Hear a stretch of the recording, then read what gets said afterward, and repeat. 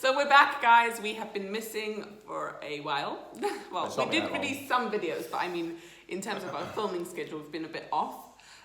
So this video kind of explains why. We were due to be induced at... Bethel was due to be induced. I was due to be induced on the 16th of April. Induced, because obviously you've got guys and they don't know what that means. Some guys know what it means. Induced means like where your labour is started. Hang on, prior to getting married, I wouldn't have known what that is. If somebody said to me the woman's getting induced, I'd be like, okay. What's she done? What date did they go into the court? It does sound like some kind of... Okay, long story short, I had gestational diabetes during my pregnancy. We will talk about pregnancies and child rearing in a totally different series of videos, but just for today, guys, long story short, I had gestational diabetes, and then towards the end of the pregnancy, they were really concerned that her weight, she wasn't gaining weight as she should do on her centile, and so they said we need to induce your labour, which means they need to start your labour for you. To initiate the labour process. Instead of waiting for the baby. The giving birth process, to make it simple. Yeah, instead of waiting for the baby to spontaneously start when she was ready. So we went to the hospital on Saturday and we said our goodbyes to Micah and we were so excited. No, actually what was interesting, because we were actually at a church convention. On the Friday. So we went there on the Friday and it was Live-o. extraordinary. Like, we had the best time ever. It was amazing. I wish we could have stayed for the whole weekend. But then, on the Saturday we had a date with the doctors. And so we had to leave the convention, which was spiritually kind of like a blessing, but then obviously we had to walk away from that and go to... Yeah, we had to go to the hospital. Yeah. And also, by the time we'd gone to the hospital, the doctors had really scaremongered us in a little bit of a way. Like, no, you've got to calm, you've got to get induced, it's really important. When we got there... Because I'm worried about the growth of the baby, isn't it? So, but when we got there, then obviously it was like, actually, there's a long waiting line of women who are waiting to be induced. Mm-hmm. And I was like, so can I go home then? Because I wanted to go back to the convention. And they were like, no, we really need to monitor the baby and just make sure that she's growing and all that jazz. So we're like, okay then. So long story short, we'll talk about it in another video. I was just thinking about this. Some people are probably wondering what a church convention is. It's like a spiritual Glastonbury. Yeah. So there's lots of music and lots of talks, spiritual talks we call sermons. That are meant to help you feed spiritually. So the same way you feed on the natural, as in you eat food, it's the same way we feed our spiritual souls. So we'll put the link in the description. Yeah. Just in case the someone Leicester wondering. Convention, it was amazing. Do we take a convention? They're thinking like conference, like business conference and stuff. Oh yeah, no, it wasn't a business conference. It was a spiritual convention. But it was amazing anyway, and I think it prepared us for the whole week ahead, which we did not expect. So we expected to kind of, last time I was induced with my first son, Micah, who you saw in the picture, and that was like literally 3 days I was out. So I didn't expect to be in the hospital for that long. And so we said our goodbyes to Micah, went to the hospital, they said there's a long waiting list, so we were like, okay. Basically, every single day. Oh, there she goes, basically. Here we go. Every day, they would come up and we were like, so where are we in the list? And they're like, well, you're number 2 in the list. I kept being number 2 in the list. By the way, guys, keep a tag of how many times Beth is going to say basically. I kept being number 2 in the list, right? But I kept being number 2. It never used to change. And that was because other women were just coming in off the street and like going into the labour ward, and then they were so busy, then they didn't have any chance to induce me. But it's okay, because all in God's time, right?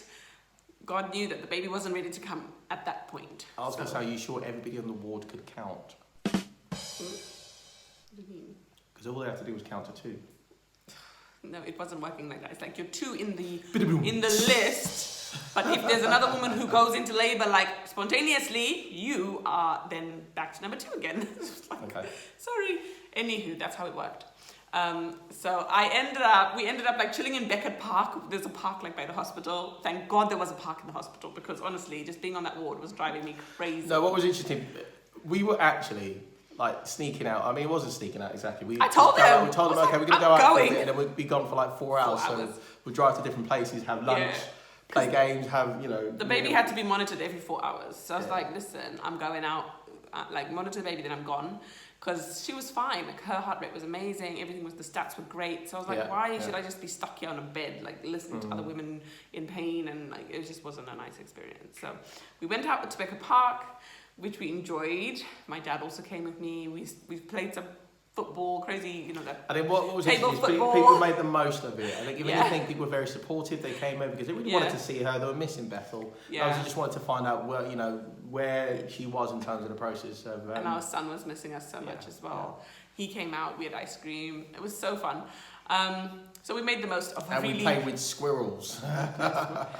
We made the most of a really dire situation, really. And then I had my birthday as well at the hospital. Yeah. So April baked me a cake. And then it was crazy because like almost everybody in my family caught COVID. And no one could visit. All at the same time. I think that was a bit bizarre. Anymore. Exactly, because April lives with us. She got COVID. She had to go live somewhere else. Oh my gosh. Mum and Dad. It was so crazy. And I was so worried that Micah was going to get COVID. And oh my gosh, it was a time and a half in there, guys. But we learnt to wait on the Lord.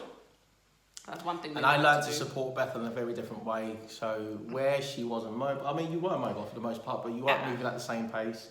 You know, she had a lot of requests. You know, a lot of requests. Bringing me stuff from home, but bringing me food. Yeah, I think what God gave me in that season was just a lot of patience and just a lot of understanding that actually she's in a position where, and if any man had to be in that position, oh my goodness, we'll probably be dead. Just for failing to handle the level of, you know, emotions and also just the pain, the unbearable, uncomfortable, you know. Well, I mean, the good thing is my labour plan was pretty straightforward, and we will do a positive birthing experience video, but it was pretty straightforward. I had opted to get pain relief from the beginning, so once that was done... I think that was interesting because you actually had a conversation about what pain relief you was... Bearing in mind, guys, the first time Beth went for her, for Micah's birth, she was like, you know, she was into one of those, what were they called? Positive birthing experiences. Yeah, you know, where they do all the mind control stuff and everything else. And she was like, I know I made it sound like that, but she was all ready for birth. Yeah, I didn't want any natural way. I didn't want any. So no pethidine, no epidural, no this. Yeah. And then we get into the room, and then Beth will start to experience a bit of pain. She's like, "Give me all of them." No, give me the that's epidural. Not true.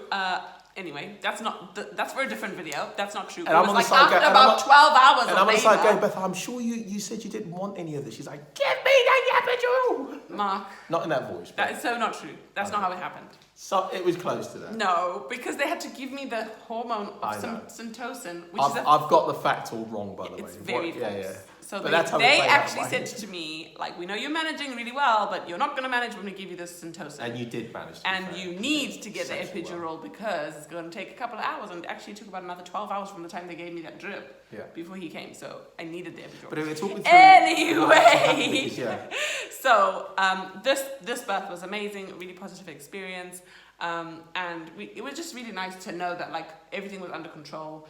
And I made choices for my own labour, and I chose to have an epidural from the beginning, so I wasn't in any pain, and it was just absolutely amazing. We even had at one point we had some music playing in the background. I think we had Maverick City so playing. Calm. It was like a you zen wouldn't think space. Somebody was in labour. You wouldn't think she was in labour. Bethel was smiling, obviously because the epidural was working. Chatting. You know. Just talking about she life. Had a little dosage thing as she kept going, top up. The midwives were absolutely outstanding. They were empowering. They were just everything you would want from a midwife. They advocated for you at Literally, one point. they so that was advocated great. for me. Yeah. Like, it was so amazing. So yeah, we'll talk about all that great stuff in a different video. But we just wanted to show you some pictures of our experience of a week in hospital, which we've been doing.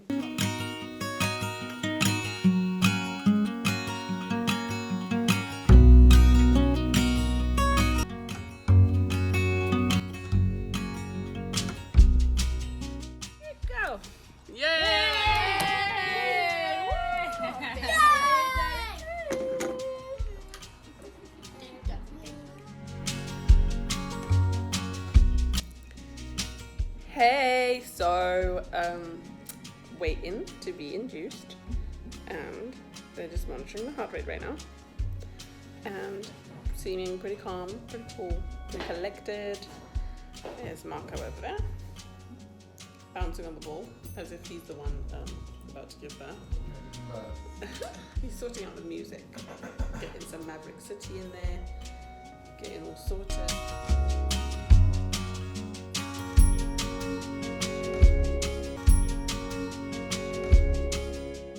Okay, I'm gonna blow my candles really quickly.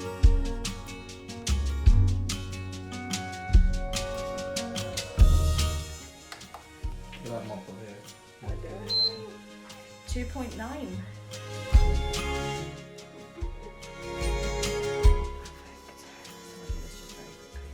Yeah, go please.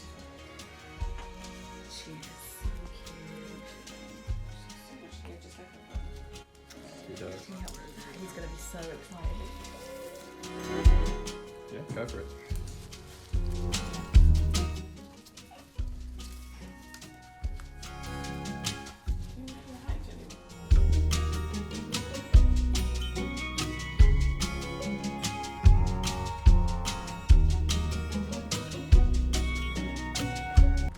Right, Rayah's already out for her first outing trip. Mummy desperately wanted cake.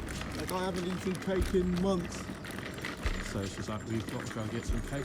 And so we've taken Rayah for a nice little walk. It's just over by Delafray Abbey. And there's a nice little cafe around the corner, so we're just grabbing cake. Look at this. Princess in there.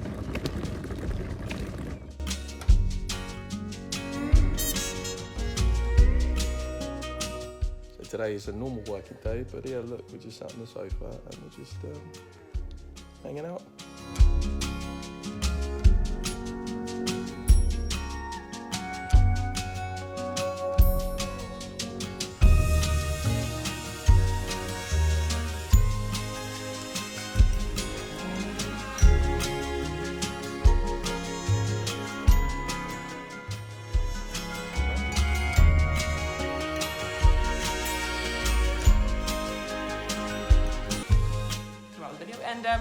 And introduce you to our beautiful. I know, yeah, she's got the whole bow thing going now.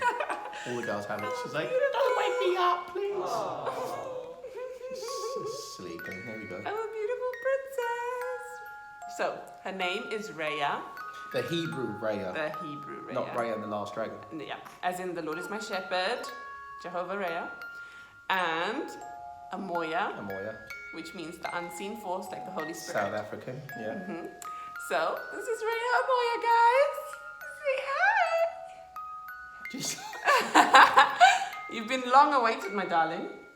She's snoozing. She's like sleeping, but yeah, she's too cute, man. Oh. So yeah, this is what's happening at the moment, which is why we look so fresh. We do look fresh. Come on, we look good, don't we, Rayah?